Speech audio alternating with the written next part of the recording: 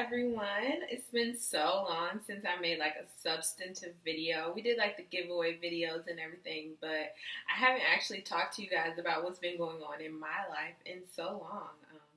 As you all know, I was busy with my summer internship. I haven't decided if I'm going to make a video about it yet, just for professional reasons.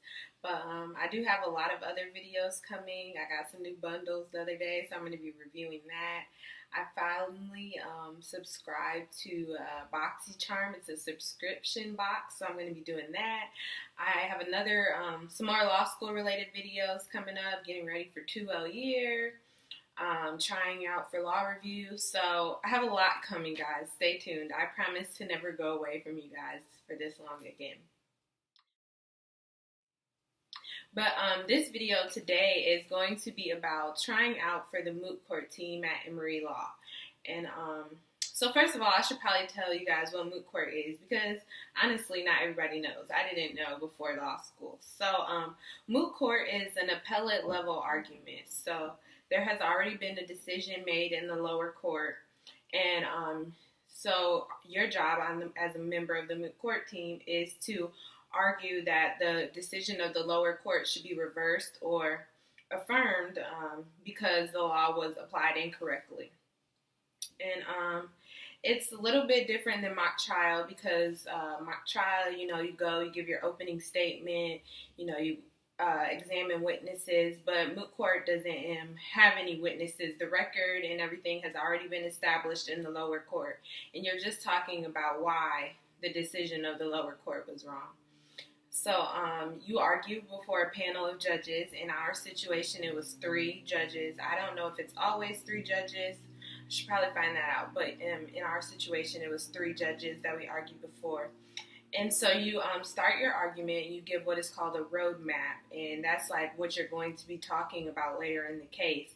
But the thing though about Moot Court that I liked, and what drew me to it, is that you can be interrupted at any time for if the judges want to ask you a question, and you never know what they're going to ask. Every time you do the argument, they're asking a different set of questions. It's not like you get the questions beforehand and know what they're going to ask.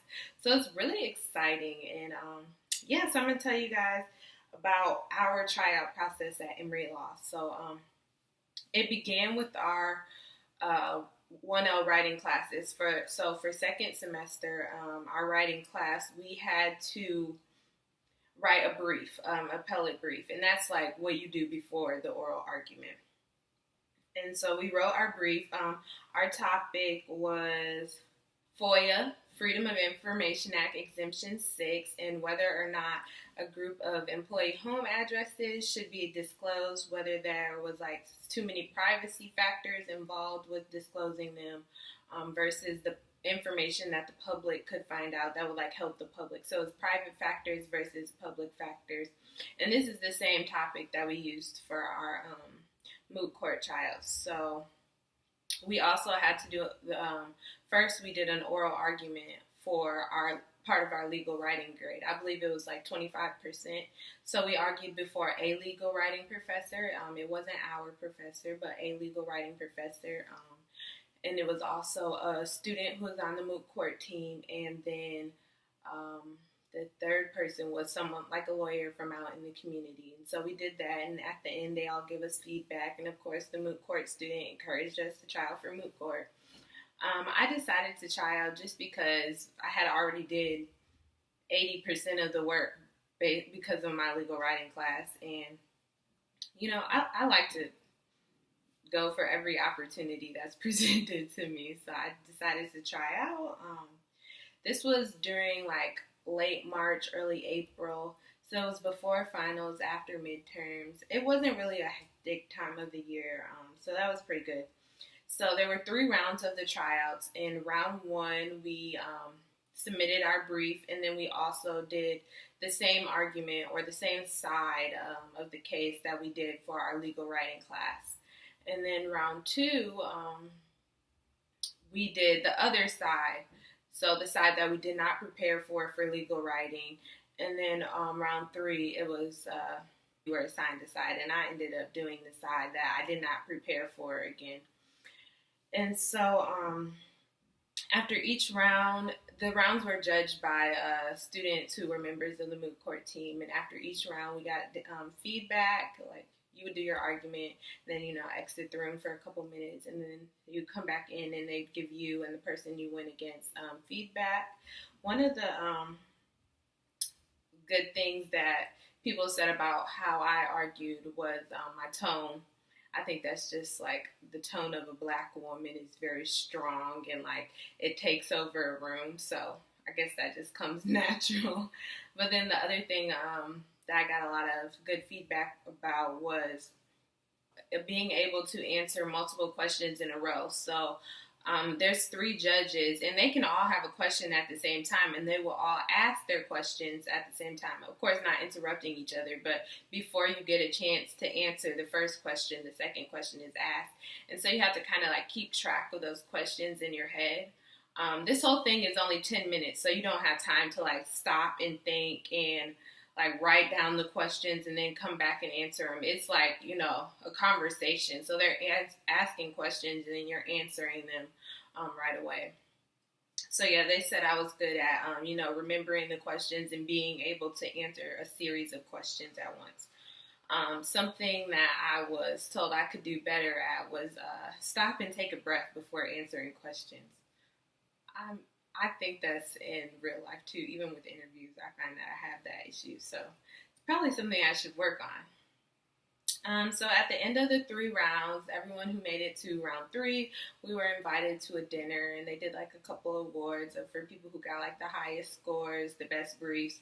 I didn't have any of that, but fortunately, I made the moot court team. We found out like the evening after that dinner, so that was really good.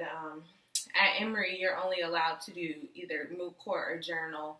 So after they gave me the call, I didn't accept it right away because I knew that I wanted to do journal right on, because everyone just talks about how much you have to do journal right on or why you should do journal right on. So I kept my offer open until after we got our results from journal.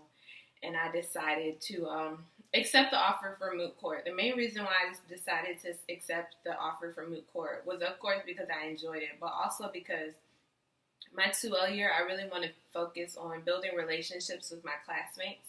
I didn't do much of that first year. Of course, I had like my go-to girls, but most of them look like me. And so I want to step outside my comfort zone and build other relationships. So as a member of the moot court team, you have a partner who you write your brief with and who you argue with. But then you also have two coaches who are 3L students. And so I think this would be really good for me for building relationships. I think there's about 30 students on the team total. So there's like 13 or 15 different like clusters. So yeah, each cluster is a different topic. I know some of them are like trademarks, international law, First Amendment law, constitutional law. There's a variety of topics. We actually have a brief due on August 30th. We gotta see how we're gonna do that. Yeah, but we have a brief due, and this is what they will use to select which teams we will be on for the fall. And so yeah, I'll keep you guys updated on how that brief goes. Of course, I'll let you guys know what team I'm on. When I finally meet my team, hopefully maybe they'd be willing to do a video or at least record me doing my argument so you guys can see what moot court is really like instead of just hearing what the tryout process is like, because I might not have done a great job explaining it. But I hope you guys learned something, and stay tuned for my upcoming videos. Bye, guys. I'm going to be straight up. It was the worst thing I ever did in my life. Well, maybe not my whole life, but it was the worst thing, the worst part of law school thus far.